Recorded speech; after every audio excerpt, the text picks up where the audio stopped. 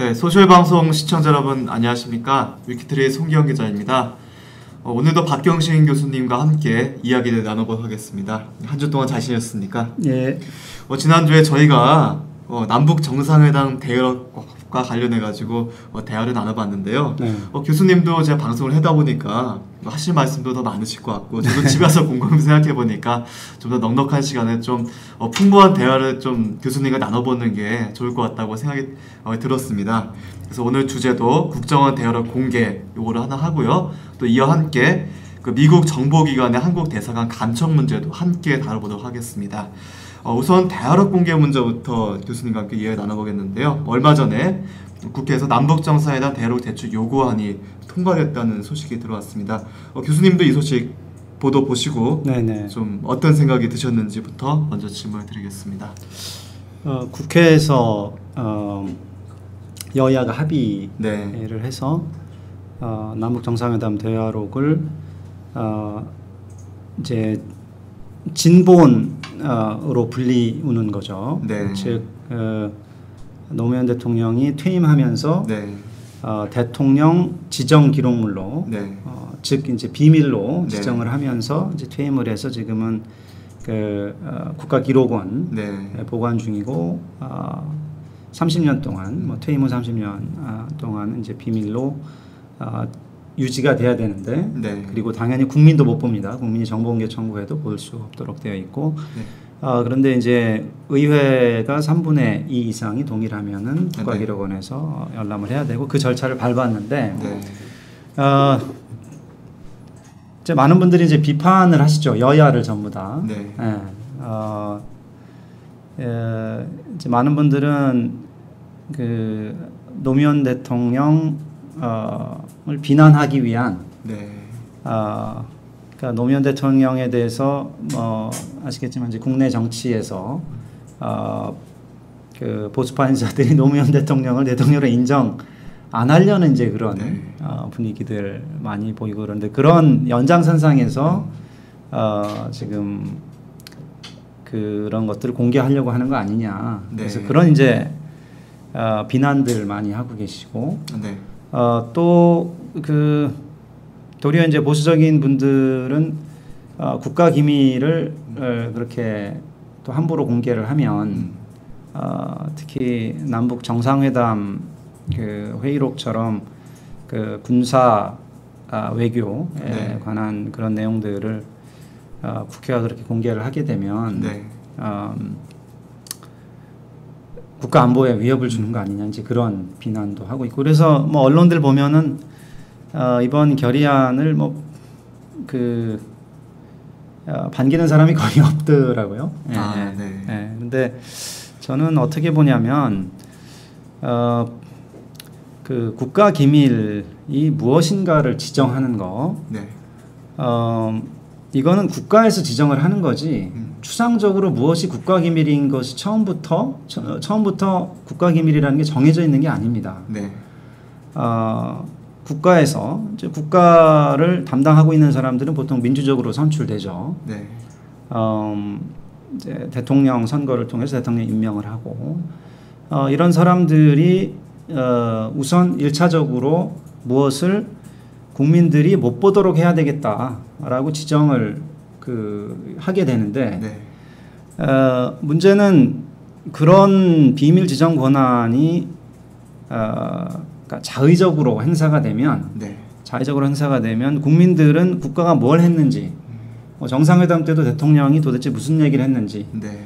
뭐 독도 문제 곤란하다 네. 조금만 기다려달라라고 했는지 안 했는지 이런 거를 확인할 길이 없습니다. 네. 그래서 그런 그 확인을 그래서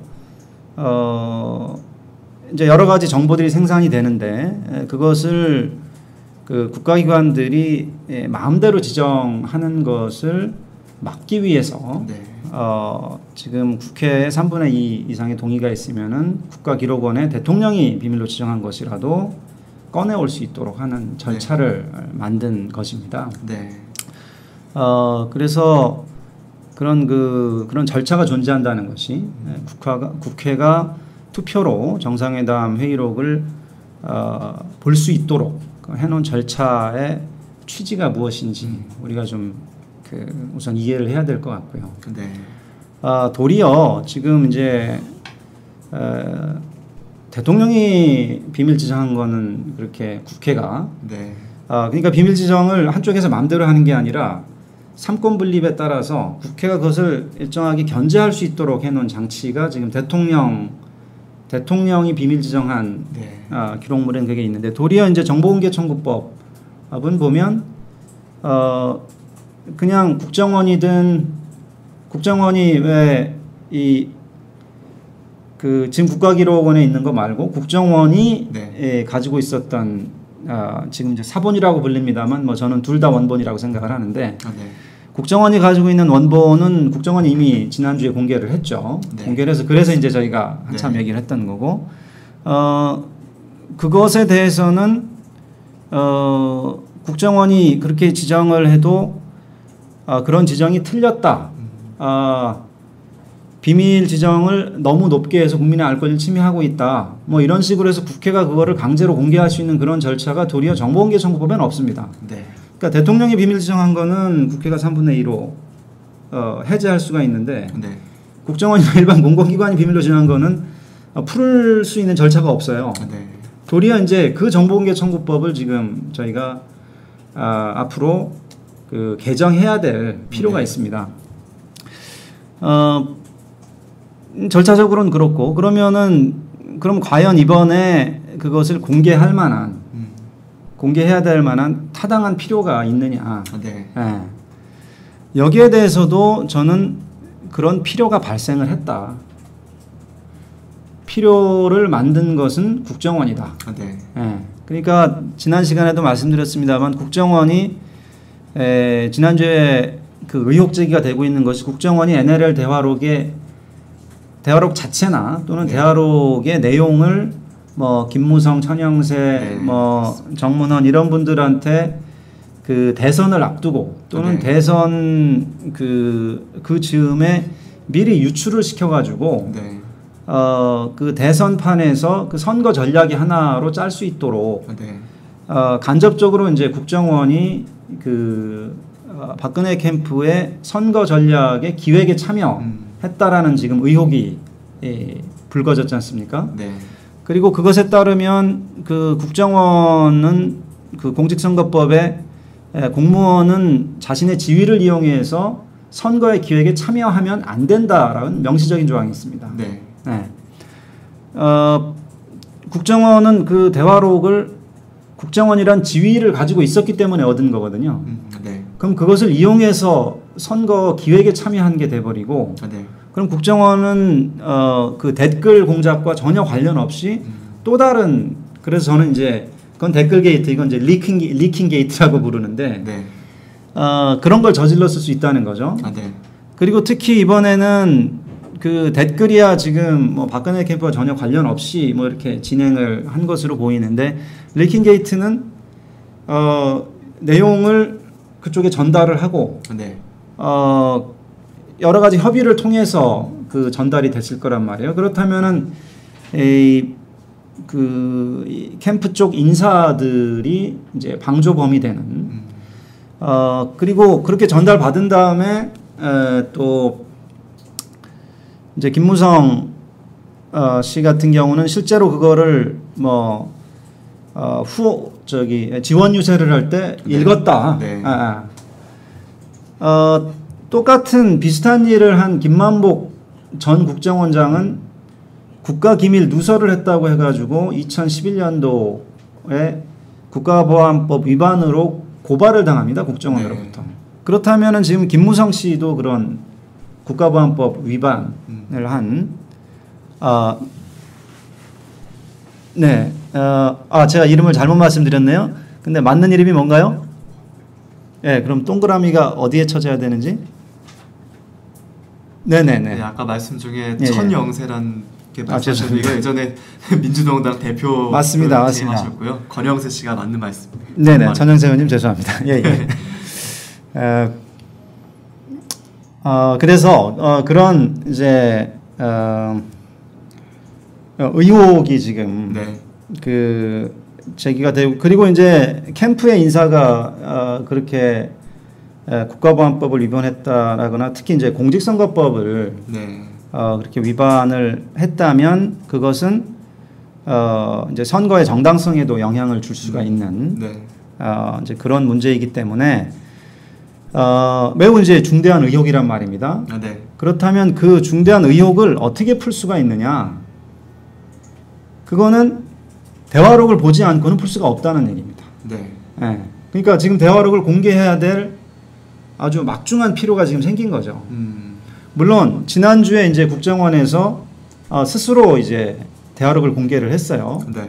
근데 대화록 공개한 거 가지고 이제 뭐 여러 뭐 NLL 포기 발언이 있다 없다 뭐 이런 뭐 이제 논란이 잠재워지진 않았지만 네. 뭐 오늘 보니까 이제 강용석 씨도 그 뭐 NLL 포기 발언 없는 걸로 봐야 되지 않냐 이제 그 정치적으로 반대 쪽에 있었던 그런 인사까지 이렇게 말할 정도로 어느 정도 국민들이 또 설문조사도 했었죠. 설문조사도 해서 뭐 국민 한 60% 정도가 뭐 NLL 포기 발언 없는 것으로 본다. 네. 뭐 이런 것까지 있었고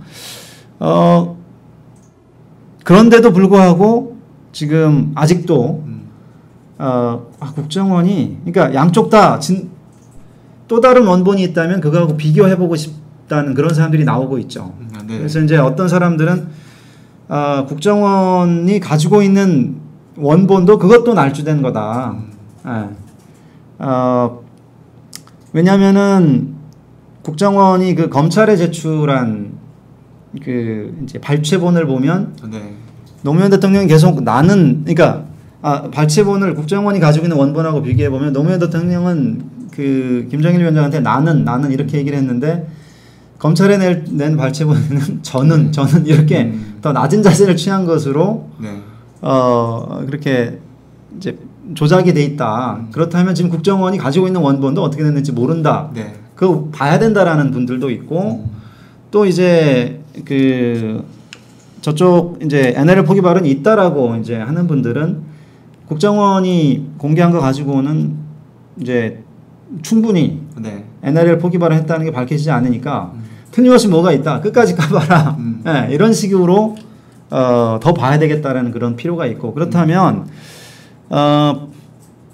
결국에는 물론 이런 것들이 공개되면서 그 앞으로의 뭐 남북 관계에 뭐 일정한 영향을 줄 수도 있고 네. 앞으로의 정상회담에 뭐 비밀성에 영향을 준다거나 또는 외국 정상이 뭐 대화를 공개해도 정상 대화를 안 하겠다. 네. 뭐 이제 이런 극단적인 가능성도 뭐 생각해보고 해야 되겠지만 그럴 가능성과 네. 또 지금 당장 그 우리 내부의 민주주의를 보호하기 위해서 네. 필요하다면은 공개를 해야 되는 것이 아닌가. 그리고 지금 그런 필요는 충분히 있다. 특히 진본이 공개돼서 NLL 포기 발언이 있었는지 없었는지를 떠나서 이제 더 중요한 것은 국정원이 예를 들어서 그것을 뭐 국정원이 가지고 있는 원본마저도 뭐 날조를 했다라거나 네. 또는 국정원이 처음에 검찰에 제출했던 것이나 또는 이 박근혜 캠프 쪽에 이제 줬던 정보들 대화록에 어떤 내용이 있다 이런 것들이 네. 실제 대화록과는 뭐 완전히 그 커다란 간극이 있는 것이라면 정말 국정원에 대해서는 재평가 네. 정말 국정원을 이건 재건해야 되는 거 아니냐 국정원을 없애고 새로 만들어야 되는 것이 아니냐 이제 네. 이런 얘기가 나오고 있는데 정말 그런 필요가 있는지를 파악하고 이러는데 정말 중요한 것이기 때문에 네. 좀 길게 얘기했는데 정리하자면 절차적으로도 네. 이것이 뭐 국민들의 알 권리를 보호하기 위해서 네. 행정 권력이 일방적으로 비밀 지정을 할 수 없도록 하고 네. 할 수 없도록 의회 권력이 견제하도록 하기 위한 장치가 지금 작동을 하는 것이고 네. 그리고 실체적으로도 국정원의 그 대선 개입 즉 네. 리킹 게이트를 통한 대선 개입의 전모를 밝히기 위해서는 네. 지금 반드시 필요하며 특히 NLL 뭐 포기 발언에 대해서도 아직도 그 불충분한 공개가 되었다라고 생각하는 사람들도 그런 국민들도 있기 때문에 네. 공개되는 것이 맞다라고 보고 우리가 자꾸 국가 기밀을 추상적으로 생각을 해서 네. 저희가 우리가 국가 후견주의 속에서 너무 오래 살아와가지고 국가가 하는 것은 당연히 비밀로 먼저 생각을 하기 때문에 네. 정상회담은 당연히 비밀이다. 우리가 그렇게 생각하고 있는데 전혀 그렇지 않다는 거죠. 네. 국가 기밀은 국가를 대표하는 사람들이 기밀로 지정할 때 그것이 비밀이 되는 것이고 그것도 일방적으로 지정하면 안 되고 지금 국가를 대표하는 게 꼭 대통령만 있는 게 아니지 않습니까? 국민을 대표하는 것이 국민들이 국회의원도 찍었죠. 그럼 의회 권력도 거의 참여할 수 있는 것이고 정보공개 청구법 같은 경우는 사법부가 그런 걸 판단하게 하라고 해서 또 만들어 놓은 것이고 그래서 무엇이 기밀인가는 애초에 국민 모르게 정해져 있는 것이 아니다. 국민을 대표하는 판사, 국회의원, 대통령, 또 대통령 이하 행정 공무원들이 서로 정하게 되어 있는 것이고 또 서로 견제하도록 되어 있는 것이기 때문에 먼저 기밀이 있고 그것을 파헤쳤다 이렇게 생각할 것이 아니라 원래 국민은 모든 것을 알 권리가 있고 그 알 권리의 작용으로서 기밀이 무엇인지 정해지는 거고 지금 이번 결정을 통해서 정상회담 회의록은 그냥 기밀이 아닌 게 됐죠. 네, 그럼 민주주의의 작용을 통해서. 네. 그렇군요. 답변이 길었습니다. 알겠습니다. 어떤 말씀인지 알겠고요. 저도 이번 좀 일을 좀 보면서 좀 고민을 해봤는데 그 여야의 태도를 보니까 동상이몽이라는 한자 사자성어가 떠오르더라고요. 물론 교수님께서는 이 대화록의 공개 필요성을 좀 이렇게 얘기를 해주셨는데 물론 이제 표면적으로는 여야든 이렇게 공개 필요성을 국민의 알 권리도 있고 여러 가지 그동안 정보 공개 문제를 거론하면서 이렇게 공개 필요성을 주장하고 있지만 그 민주당 같은 경우는 그 NLL 대화록의 공개를 좀 제대로 하지 않은 정치적 부담을 좀 피하기 위한 것 하나하고 그동안 좀 일각에 제기된 그 종북 논란이 있지 않습니까? 네네. 그런 거를 이번 대화록 공개를 통해서 털고 가자. 그런 또 이 정치적인 또 배경이 또 있는 것 같습니다. 그리고 새누리당 같은 경우는 공개는 하고 싶지만 여러 가지 정치적 부담이나 아니면 또 절차적인 논란에 휩싸일 거를 이제 민주당한테 떠넘길 수 있는 기회가 되지 않았냐. 또 이런 정치적인 배경도 좀 나오고 있습니다. 좀 어떻게 보시는지요? 그런 정치적인 배경들 모두 다 예를 들어서 민주당이 종북이냐 아니냐 이런 거 국민들한테 중요한 문제죠. 네, 그게 저는 정쟁은 그럼 다 나쁜 것이냐?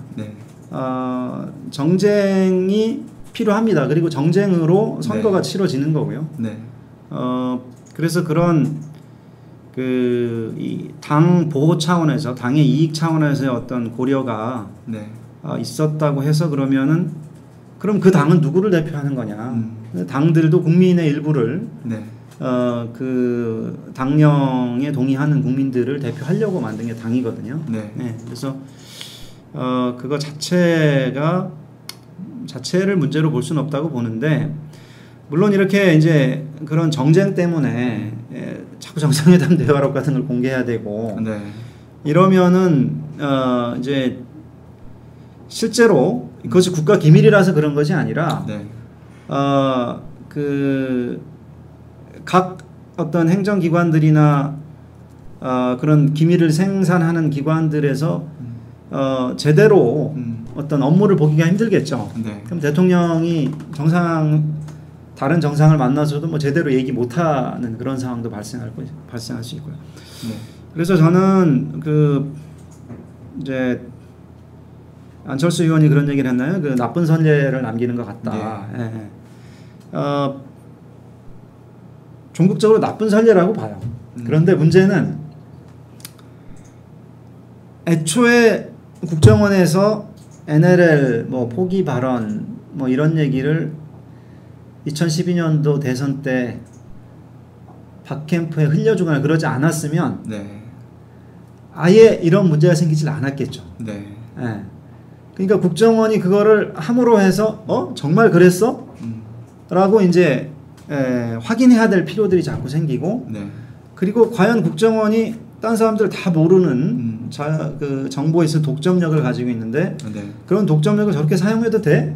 국정원 지금 민주주의 원리하에서 잘하고 있는 거야? 확인해 봐야 돼. 이럴 필요가 생기고 그리고 그럴 필요들을 다 충족하기 위해서는 네. 원본이 뭔지 봐야 된다는 거죠. 네. 네. 그러니까 김무성 의원이 뭐 지원 유세했을 때 뭐라고 막 얘기를 했다는 거잖아요. 네. 그 NLL 대화록 뭐 들은 사람 얘기로는 대화록을 붙들고 읽었는데 기자들이 뭐 취재를 안 했다. 네. 뭐 이제 이런 얘기까지 했다고 하는데 네. 그러면 그 내용을 그럼 지금은 이제 김무성 씨가 부인하고 있지만 네.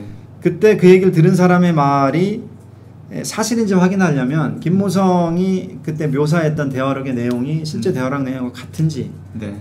확인을 해봐야 되는 거 아니겠습니까? 그래서 뭐 그러니까 나쁜 선례로 남겼다고 했을 때 뭔가 나쁘다라고 얘기할 때는 이제 앞으로 뭐를 하지 마라 라는 의미에서 이제 나쁜 선례라고 하는 건데 네. 뭐가 나쁜 선례냐면 국정원이 애초에 정상회담 회의록 내용을 조금 뭔가 이제 자기 조직에 유리한 부분을 흘리는 거 네. 그게 정말 나쁜 거였죠. 사실은 그것 때문에 이제 다 봐야 되는 그런 문제가 생겨버린 거죠. 그래서 그런 의미에서는 저는 정말 나쁜 선례라고 봅니다. 국정원이 그렇게 찔끔 공개를 함으로 해서 네.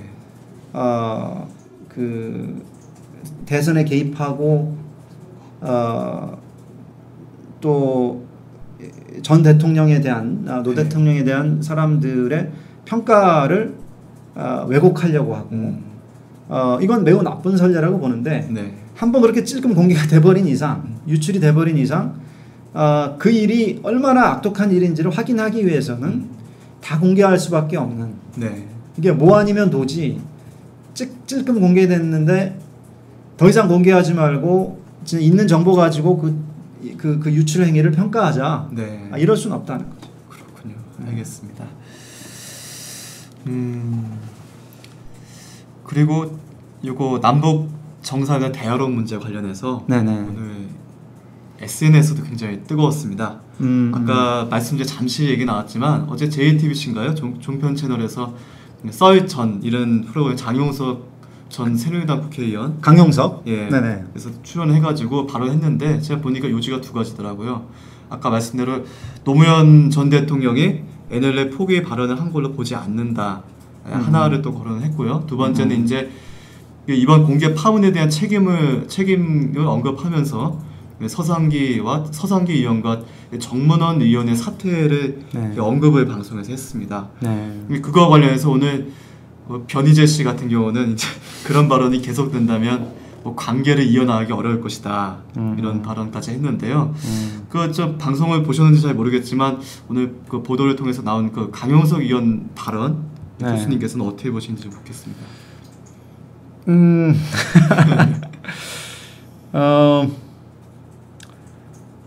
사실은 그 대화록을 제가 직접 읽지 않았습니다. 네. 그 읽은 사람들하고는 뭐 얘기를 많이 했는데 네. 뭐 대부분의 사람들은 그 NLL 포기 발언 있다고 볼 수 없다. 네. 도리어 뭐 이제 자세히 읽은 분은 이제 군부에 대해서 네. 군부의 어떤 경직성에 대해서 뭐 노 대통령이 이제 너무 강하게 네. 비판한 것 아니냐 네. 그런 의견 가진 사람이 있는데 그거는 김정일 위원장도 똑같이 했다 그래요. 우리 군부도 마찬가지고 네. 지금 군부들끼리 놔두면은 큰일 난다. 네. 이런 식의 공감대가 있었던 것으로 보이는데 그래서 그런 분들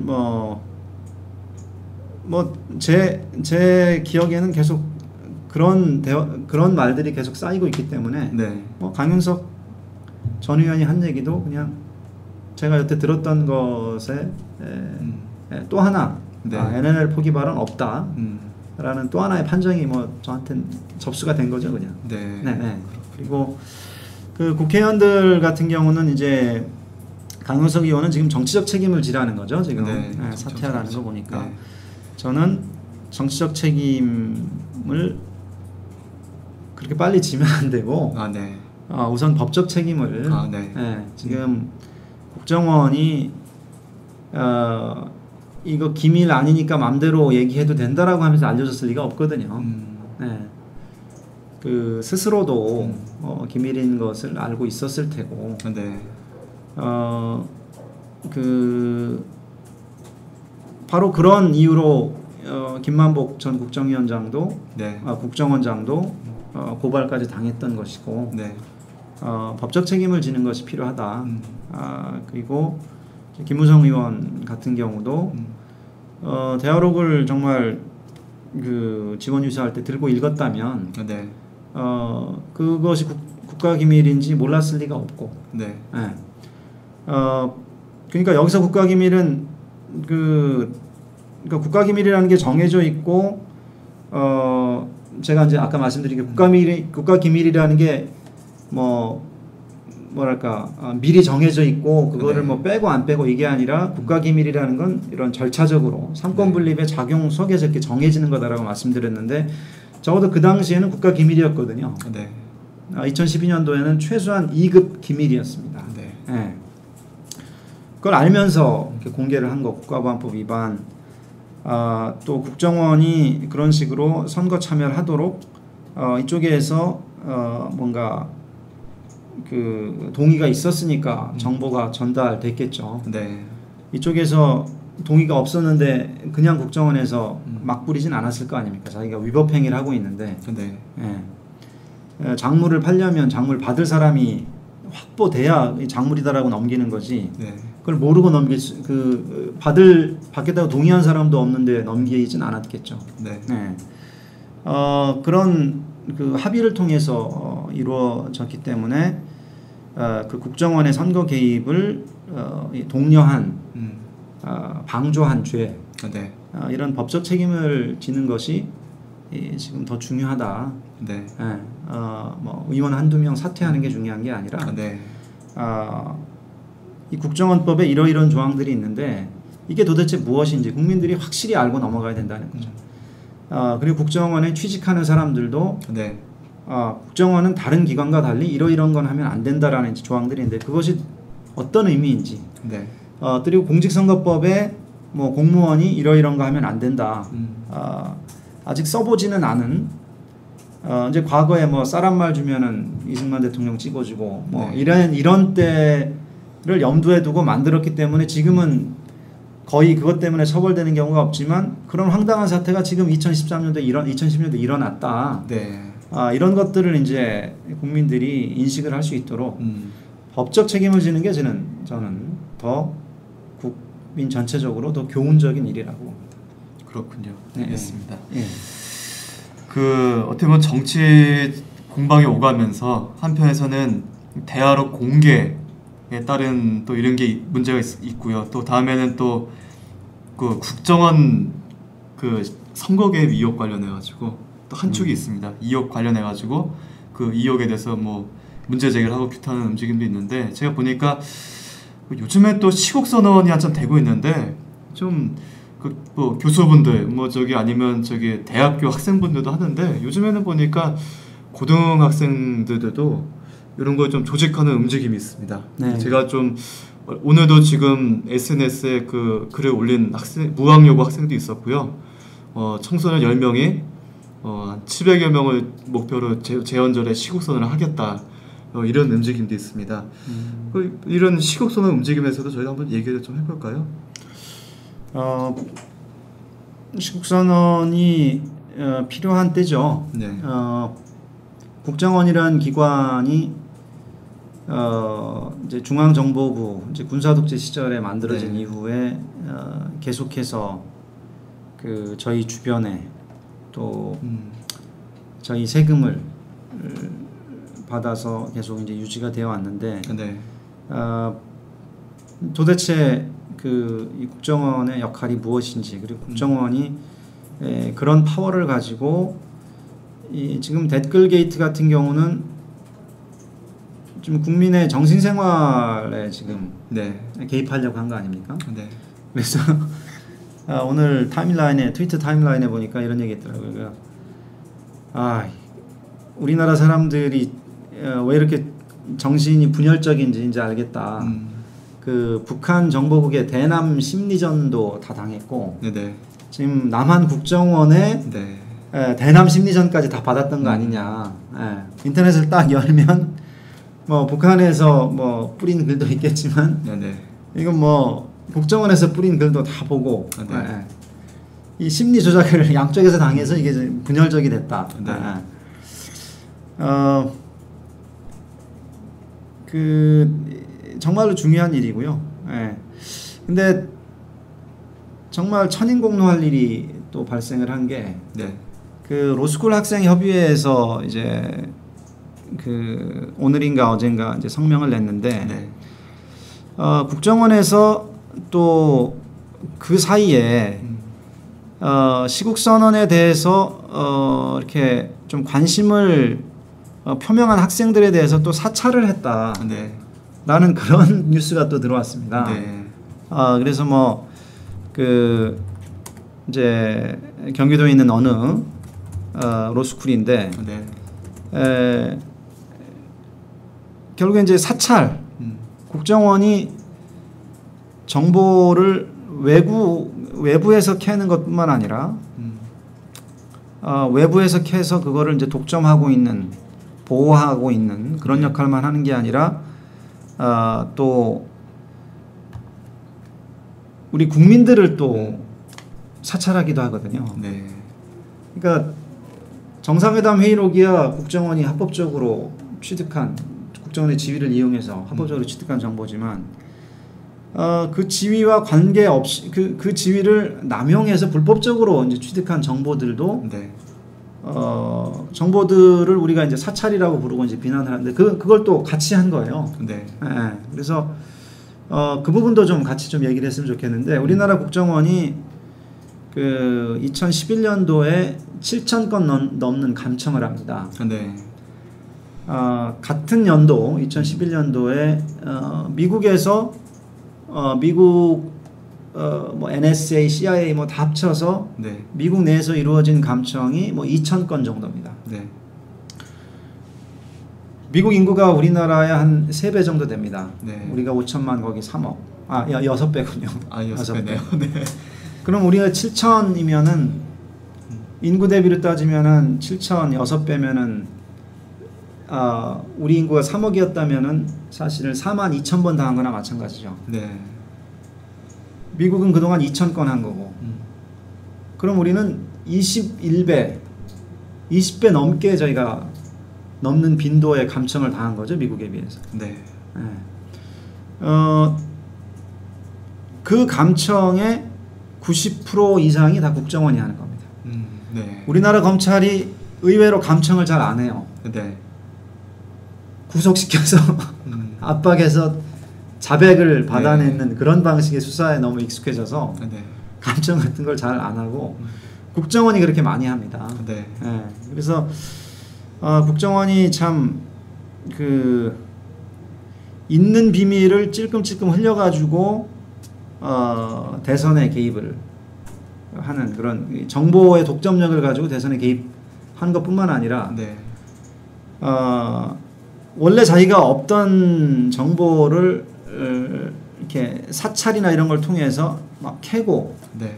또 뭐 감청이야 이제 감청 법원 허가를 받아서 하는 거니까 합법적으로 하는 거지만 어찌됐든 그렇게 많은 양을 신청한다는 건 참 사람들이 납득하기가 어렵거든요. 네. 국정원이 사실 고소고발 국정원이 그 범죄 수사를 하는 집단도 아니고. 네. 그래서 그런 그 감청의 문제 이런 것도 차제에 국정원이 국가기밀을 제대로 보관하고 있냐 이것만 따질 게 아니라 네. 국정원이 국민들의 비밀을 너무 침해하고 있는 거 아니냐 이 질문도 같이 좀 물어봐야 된다고 생각합니다. 알겠습니다. 네. 이제 첫 번째 주제에 관해서 국정원 대화를 공개와 관해서 그 교수님과 대화 나눠보고 있는데요. 일단 이 주제와 관련해서 더 하실 말씀 있으시면 말씀해 주시고 두 번째 미국 정보기관의 한국 대상 감시 이 문제로 넘어가도록 하겠습니다. 네네. 오늘 제가 로스쿨에 있으니까 다시 한번 말씀드리면 사실은 그 6월 25일 날 그 로스쿨 인권법 학회에서 그러니까 로스쿨 학생 협의회가 아니고요. 로스쿨 학생 협의회가 아니라 그게 더 큰 단체겠죠. 로스쿨에 있는 그 동아리죠. 학생들 동아리 인권법 학회 연합에서 국정원의 대선 개입을 규탄하는 성명을 발표했어요. 근데 국정원에서 그 인권법 학회 이제 간부의 신원이나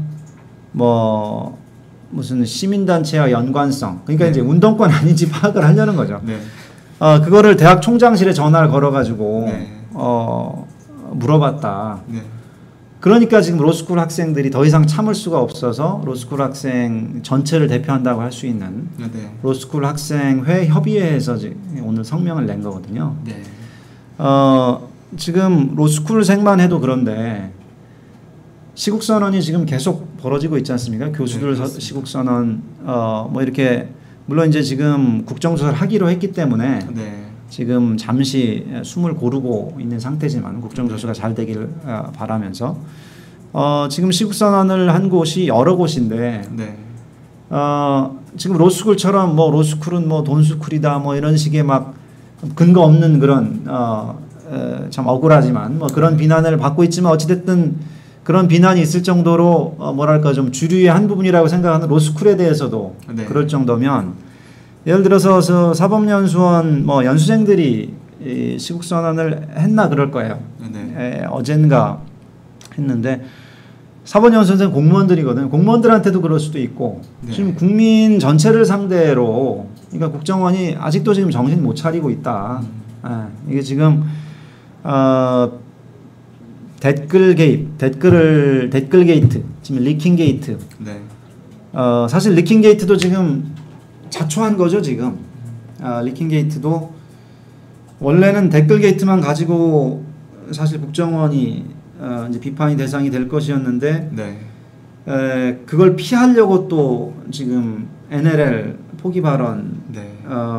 물론 이제 박영선 의원이 먼저 그 국정원을 비판한 면도 있지만 그때 사실 가만히 있으면 되는데 그거를 명예를 회복하겠다라고 그 하면서 대화록을 공개를 해버린 거거든요. 그러면서 사실은 리킹 게이트의 전모가 드러났죠. 딱 그걸 보니까 김무성 씨 한 말하고 비교해 보니까 틀림없이 유출됐었겠네. 이런 확신을 사람들이 갖게 됐고. 근데 거기다 또 넘어서 그걸 비난하는 사람들에서 또 사찰하고 있다. 이거는 또 하나의 게이트다. 지금 국정원이 절대로 이렇게 해서는 안 된다. 지금 이미 그 두 번의 지금 민주주의의 근간을 흔드는 그런 사태의 지금 주범인데 정말 좀 정신 차렸으면 좋겠습니다. 아까 말씀하신 대로 댓글 게이트, 리킹 게이트, 이제는 4차 게이트까지 의혹이 제기되고 있습니다. 여기에 대해서도 여러 가지 말들이 많이 나올 것 같은데요. 지켜보도록 하겠습니다. 두 번째 주제는 미국 정보기관의 한국 대사관 감청 문제에 대해서 얘기를 나눠보도록 하겠습니다. 얼마 전 가디언이 보도를 했죠. 워싱턴 DC 소재 주미대사관에 도청을 했다는 의혹을 제기했는데요. 근데 보니까 당시 도청을 당한 국가들이 많이 항의를 한 것 같아요. 하지만 상대적으로 우리 정부는 여기에 대해서 좀 미적지근한 좀 대응을 하지 않았냐 이런 지적이 일각에서 나오고 있습니다. 좀 어떻게 보시는지요? 저는 도청하는 것도 그러니까 국가 간에 있을 수 있는 이제 그 어떤 정보 전쟁, 이제 소리 없는 전쟁이라고 하죠. 소리 없는 전쟁하면 보통 이제 산업 스파이들의 걸 얘기를 하는데 이건 이제 그 국가기관에서 하는 건데 정부끼리 서로 도청하는 거. 이거는 사실은 좀 국민이 그렇게 심하게 개입해서 뭐라고 하기는 좀 어려운 일 아닌가 저는 생각을 합니다. 네. 즉 뭐냐면 미국의 이제 아마 감청이 그런 식으로 이루어졌을 겁니다. 그 미국의 미국 내의 외국 요원들을 네. 감청하는 감청하기 위해서 밟아야 되는 절차가 있습니다. 네. 놀랍게도 이제 놀라운지 안 놀라운지 이제 좀 이따 말씀드리고 우선은 놀랍게도 영장 없이 미국 내 네. 외국인들 감청할 수 있습니다. 그렇군요.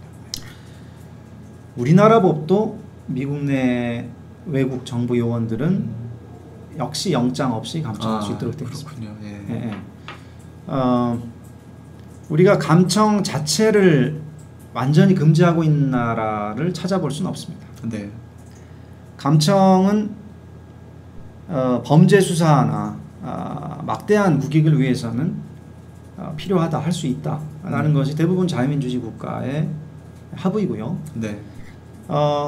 그런데 그러면 그런 막대한 국익이나 정말 그 중대한 범죄 예방을 위해서 필요한지 안 필요한지 누가 판단하냐? 네.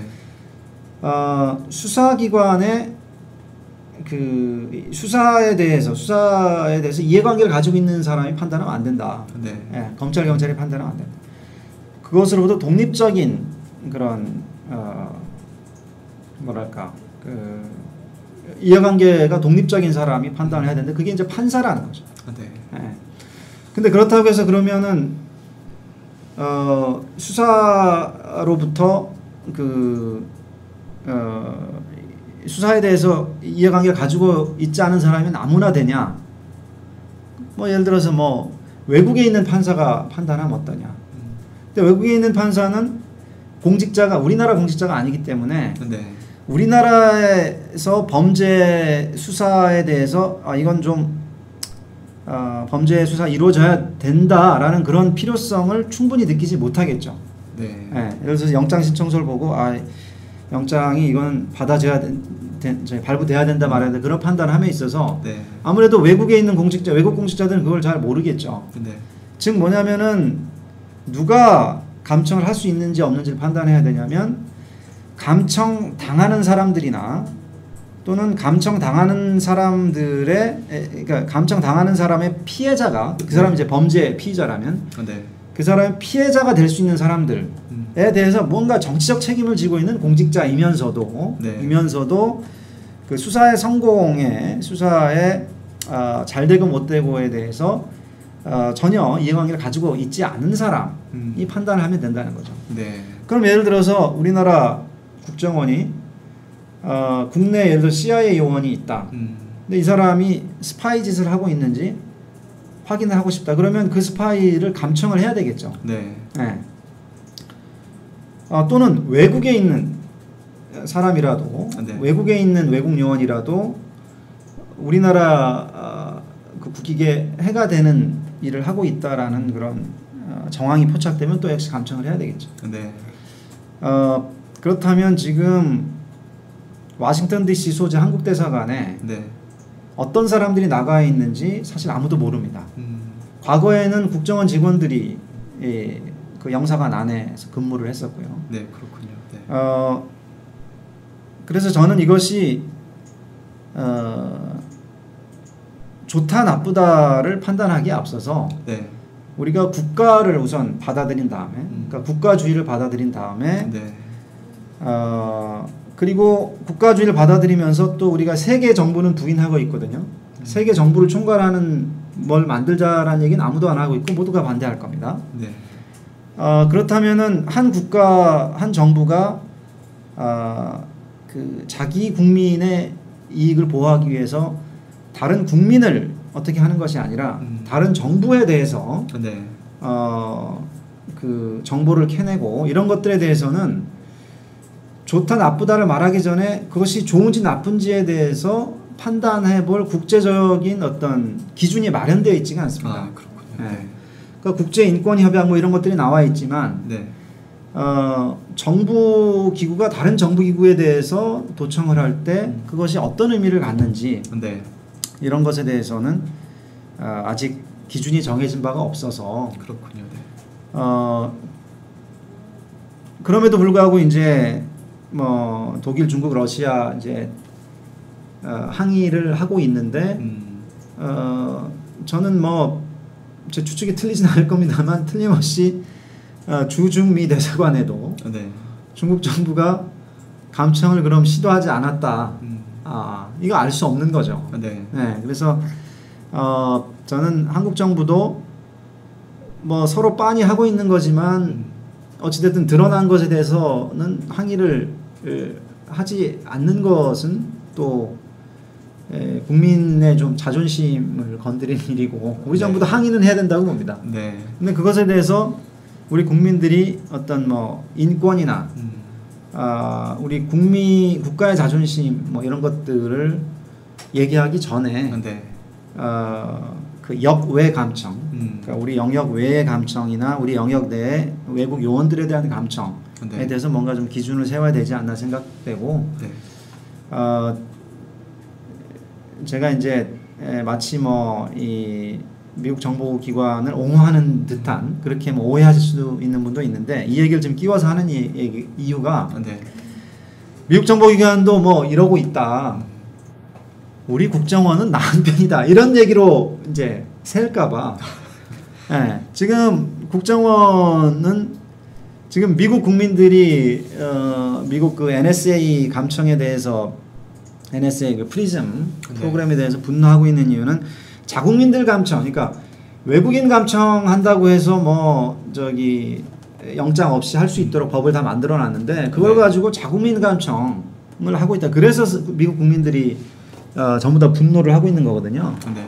그렇다면 우리도 우리 정보기관이 우리를 너무 감청하고 있지 않은지 이거를 우리가 살펴봐야 된다는 거죠. 네. 그래서 NSA에 분노하기 전에 우리 국정원이 인구 대비 이렇게 20배 넘는 그런 감청을 하고 있는 게 타당하냐? 네.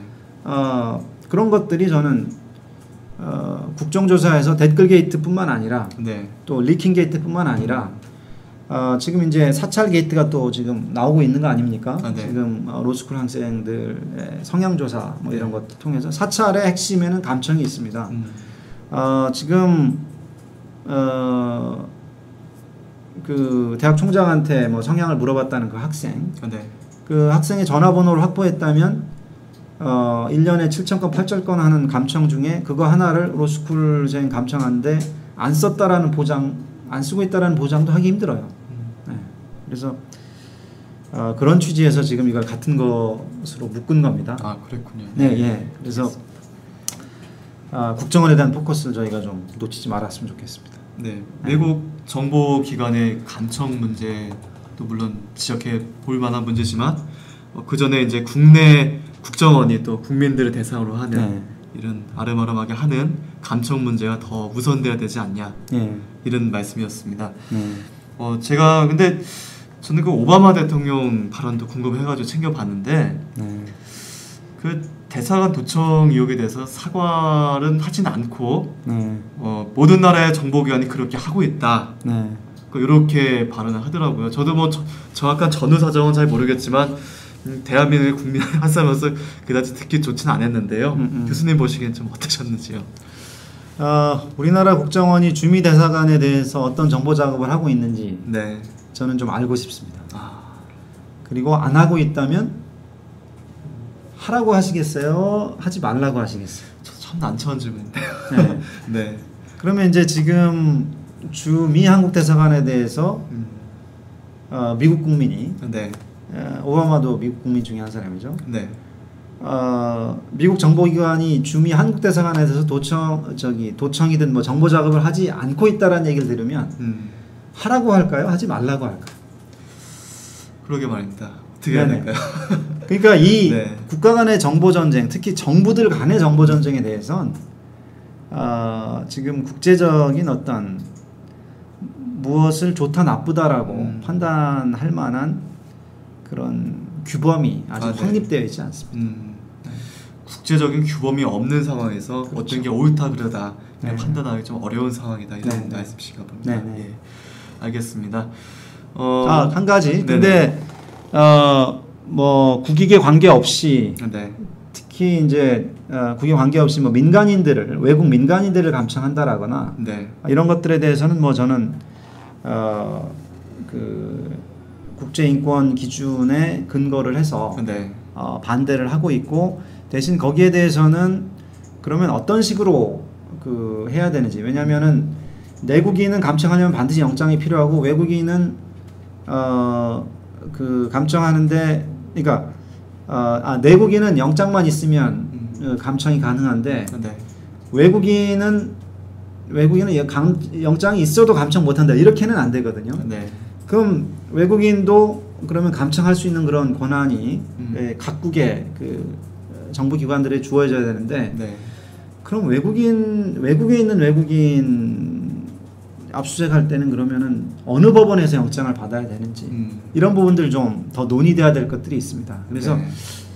근데 그런 것들이 논의 안 됐다고 해가지고 무작위로 한 정부가 외국에 있는 외국인들 막 감청하는 건 그거는 안 될 일이고요. 네. 뭐 비난 받아야 될 일인데 비난하더라도 무작정 비난할 것이 아니라 그런 어느 법원의 영장을 받아야 되는지 이런 것들에 대해서 검토를 그런 대안 제시 같이 돼야 된다고 보고. 네. 근데 정부가 외국 정부를 감청하고 이런 것에 대해서는 그 감청당하는 정부 기관이 또 뭘 하고 있냐에 따라서 감청이 또 타당할 수도 있기 때문에 네. 우리가 섣불리 뭐라고 얘기하기는 좀 어려운 것이다. 네. 네. 그렇군요. 네. 알겠습니다. 오늘 국정원 대화록 공개, 미국 정보기관의 한국 대사관 감청 이 두 가지 문제를 가지고 교수님과 대화를 나눠봤는데요. 이제 슬슬 마무리할 시간이 다 되었습니다. 오늘 두 가지 주제 하시면서 네. 미처 조금 더 하시고 싶은 말씀이나 못하신 말씀 있으시면 짧게 부탁드리겠습니다. 뭐 저는 방금 전에 마무리했습니다. 하셨나요? 예, 저는 네. 정보라는 게 얼마나 많은 정보를 서로 네. 공유를 하고 있어야 되느냐, 얼마나 많은 보안을 우리가 유지해야 되느냐, 이거는 이제 고민을 해야 되지만 네. 그렇게 고민하고 이럴 때 우리가 반드시 지켜야 되는 거는 정보의 평등성이다 이렇게 생각을 합니다. 네. 감청이 정말 문제인 것은 감청을 하면서 감청 당하는 사람들한테는 또 안 알려주거든요. 네. 네. 그러니까 정보의 평등성이 확 깨지는 거죠. 네. 나는 나의 가장 비밀스러운 대화를 지금 정부기관에 뺏겼는데 네. 뺏겼다는 사실조차도 모르고 난 생활을 해야 돼요. 대선 개입도 마찬가지입니다. 대선 개입도 국정원이 그렇게 그 대선 개입을 할 수 있었던 이유도 할 수 있었던 것은 그 대화록이 비밀이었기 때문이죠.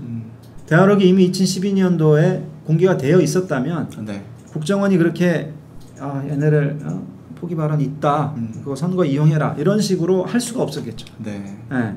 왜냐하면 모든 국민들이 보고 이거 뭐 NLL 포기 발언 없는데 네. 라고 이미 알고 있는 그런 토양에서 대선 개입이 대선 전략의 수립 그 발언 중심으로 한 대선 전략 수립이 불가능했겠죠. 네. 그래서 그런 공개냐 보안이냐 보다도 얼만큼 공개를 하든 공개를 한다면 평등하게 가지고 있어야 한다. 네. 이걸 마지막으로 말씀드리고 싶습니다. 네, 알겠습니다. 오늘 교수님 말씀 감사드립니다. 네, 감사합니다. 시청해주신 소셜방송 시청자 여러분들 고맙습니다. 고맙습니다.